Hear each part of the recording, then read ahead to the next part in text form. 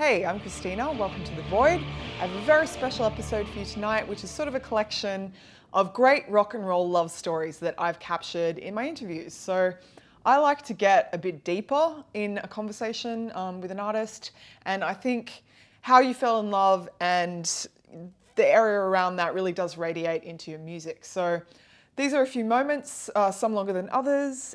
We've got Duff McKagan of Guns N' Roses talking about meeting Susan Holmes McKagan, his wife of many years. We've got the guys from Slayer, Kerry King's engagement story, the most amazing rock and roll meeting story of all time, which is Dez from Devildriver and his wife Anahstasia's story. A couple of creative couples, so Jessica Pimentel, who's an actress on Orange is the New Black and also a metal musician in her own right, talking briefly on her dynamic with her partner Tomas Haake of Meshuggah. And then we have the guys from Youth Code, so Sara and Ryan, who created this like real amazing crucible of like live electronic music and savage vocals and, you know, industrial. So we kick this off with the beginning of Duff's other love story, which is punk rock, and we end it with the mighty Devin Townsend talking about his amazing record Epic Loud and why it's important to celebrate a love that endures on record. I hope you enjoy. All of these are available in extended form, so sauce them if you would like. Hope you enjoy.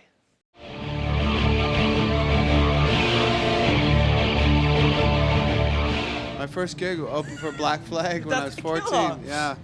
What did that teach you? That was a big, scary gig to play, and we were called the Veins. It was like 1979. That was the first time on stage. On stage, you know, and like there's people out there, and everything's in slow motion or really fast. You're not actually playing. It's like that whole Einstein theory of relativity kind of, you know, time isn't actually real and it changes all the time. And, yeah. You know, it stops when you meet, you know, the love of your life. It stops when you are in that moment of music and stuff. And yeah. That's beautiful. Yeah, that's true. Yeah. Did time stop for you when you met the love of your life?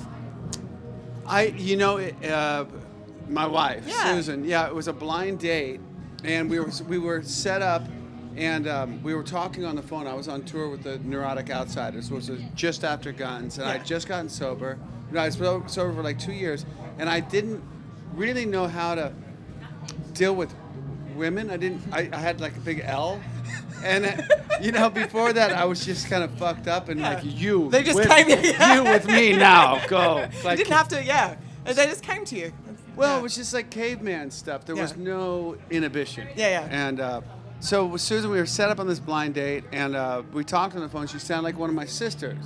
I have 3 sisters, and You felt comfortable. Comfortable. Yeah. But she picked me up at the airport when I got back. I'll pick you up at the airport. I'm like, okay.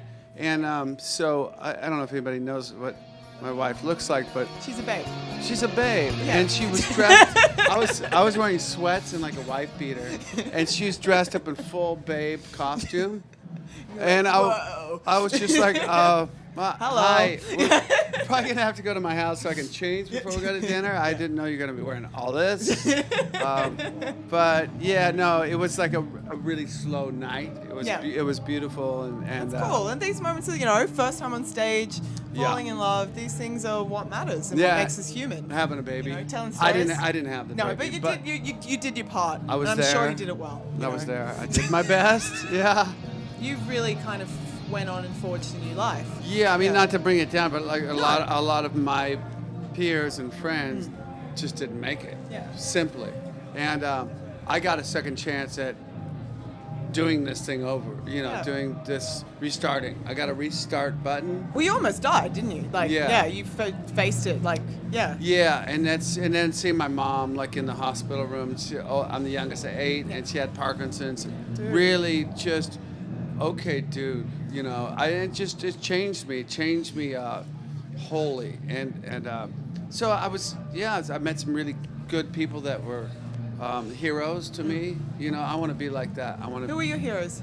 Well, I mean, Iggy's a hero for sure. Dude, he's a badass. He's like, you know, he still does it just as hard as he did, I imagine. Yeah. When he started. Yeah. Steve Jones was really befriended me right after that. I played a band with him. I'm playing with Steve Jones, you know, and my martial arts sensei, this guy I met after that, really was like, I just wanted to live like him, and then met some good guy, Mark Lanigan, became a good friend, and we went through some stuff together, and we were just both changing life, and and then people like, you know, my wife, meeting my wife, just I want to be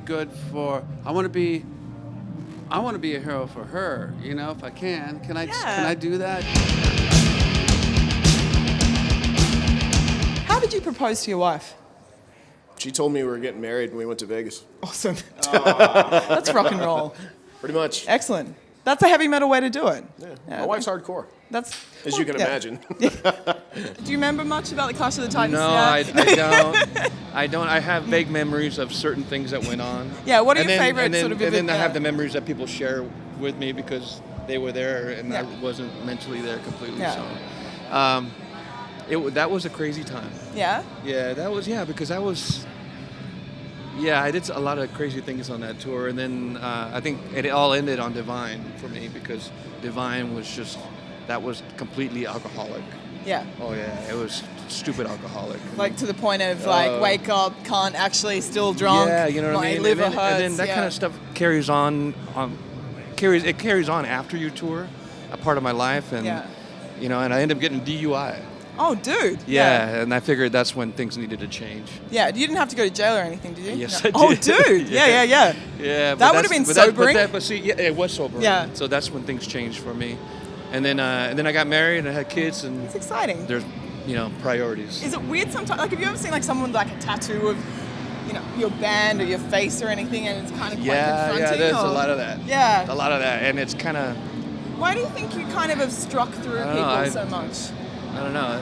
This is as close as I'm gonna get to putting a band on my sleeve. That's my wife. Oh wow, she's beautiful. Yeah, that's my wife, and then that's my son and daughter. So. Oh, that's amazing. That's as close as I'll get to putting someone's face on me. Yeah. Did she calm you down a bit?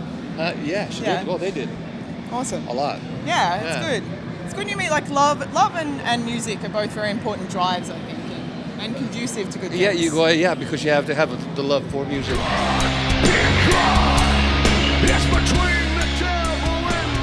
How did you guys meet? How did we meet? Yeah. Oh, okay. This story has to come from her, man. I saw him at a funeral, thought he was just devastatingly handsome, and thought that was a very inappropriate place to come on to someone at a funeral.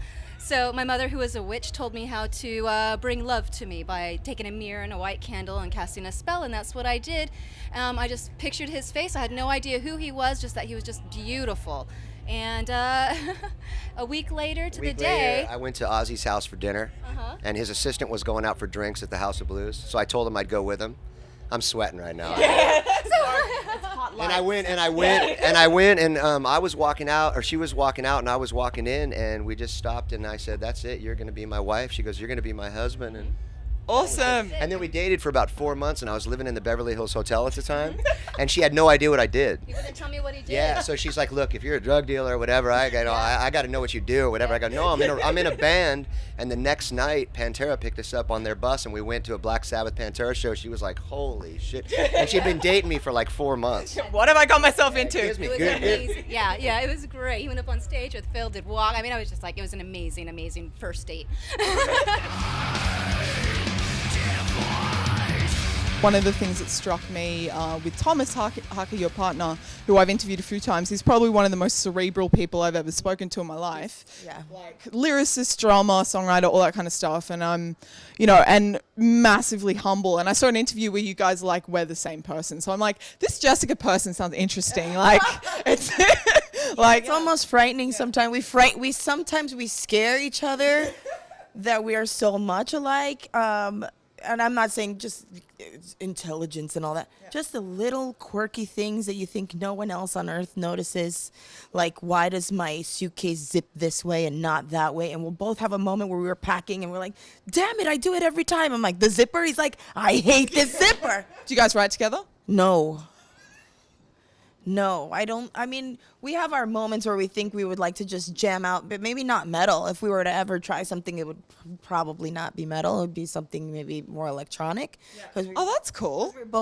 We both really love, electronic stuff. We have some great gear that we've been kind of like fooling around with, and it's like really easy to sit in the living room and just do this. It's a lot less bullshit. Like, it's a lot less bullshit, and you can basically plug in any instrument of your choice into this little box. It's really amazing. So we're both kind of like talking, thinking. I get lost in keyboards forever and ever. It's so much easier sometimes and also when you're in New York.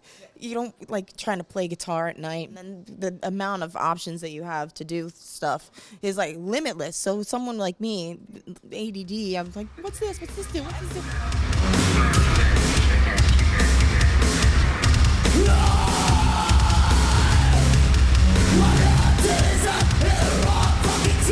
I've toured a bunch. Ryan's always been like music guy, and so like when we, well, like he had like hella bands, and he like is super talented, and like when I met him, he had like fucking all these insane synthesizers and like all these crazy guitars, and he's like this fucking arty cool guy, like babe, and I was like, whoa, and then we like moved in together, and then we started doing music, and it was kind of like I said that there was a band, but I didn't know how to write anything except for words, and so I just like fucking ripped around on stage and yelled about like fucking whatever's inside this dumbass brain of mine.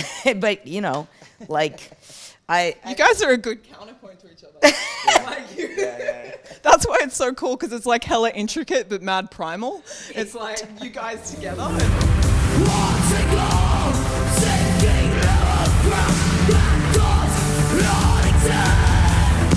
You guys met at a concert, right?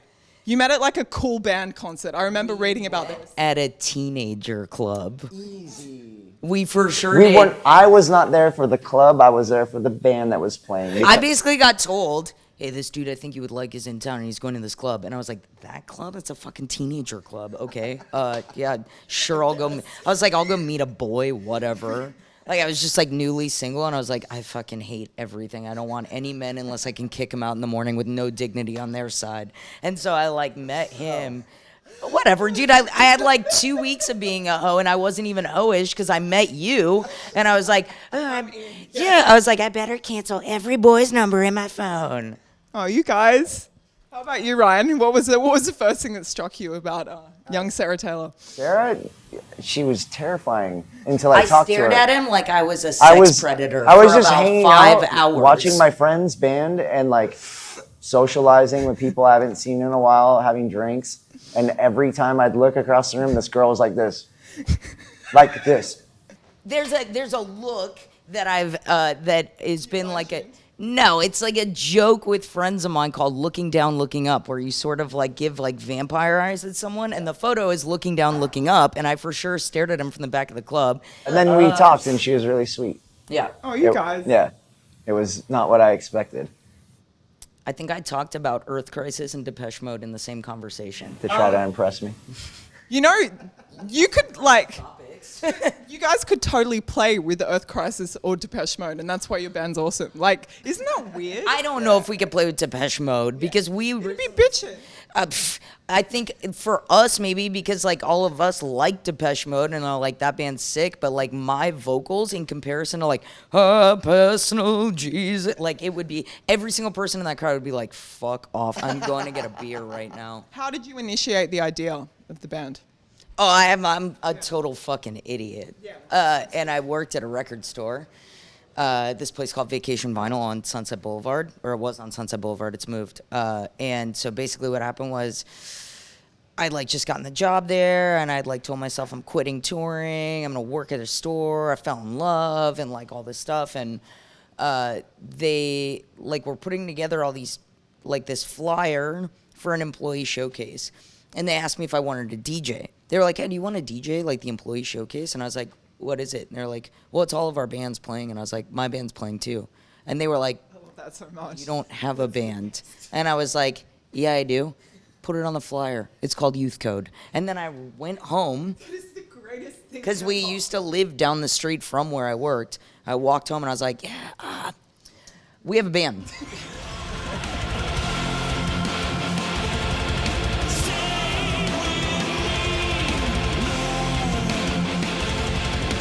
So Epic Cloud is like, it's basically like heavy sort of like not love songs, because it's like it's not based in like copulation or anything. It's like based in like an adult relationship. You know, I like the idea of like, you know, I've been married for so many years, right? It's like that. I think it's really interesting to do a record with a central heart of what, you know, a marriage and real love, and what because love is not that explosive moment at the beginning. It's not lust. It's not that thing. It's something so much more interesting. And the thing about love for me, like, is it's not static, and we all expect it to be static and expect it to be, but like it waxes and wanes. That's it. And it's something that I'd be really interested to hear how you would translate to music. Well, I mean, I think that. Learning to compromise and commit are two things that I think there's a lot of strength to be had from it. And I guess what I'm trying to do with like heavy music in this instance with Epicloud is to try and make, you know, what typically is, you know, used to maybe make really negative sort of like musical statements, right? Not negative might not be the best word, but like aggressive, right? Yeah, totally. But I mean, I think that the effort and the power that it takes to like stay committed or like to work through problems, you know what I mean? Because they happen. Oh yeah, and it's like your first instinct is like, fuck it, you know, I was gonna open the front door and run. You know, this is too hard. I'm not gonna. That's it. But you know what? It's totally worth it. That is, and I think what's worth it about it is just because it's like anything that you're able to work through, you learn more about your own, you know, capacity to handle things and to grow and all this. And I mean, like, it's not anything other than an interest to me, because I do find that by, you know, committing to things, whether or not it's people or music or whatever, you eliminate so many of the options, and then once that's out of the way, you can focus, right? Well, exactly.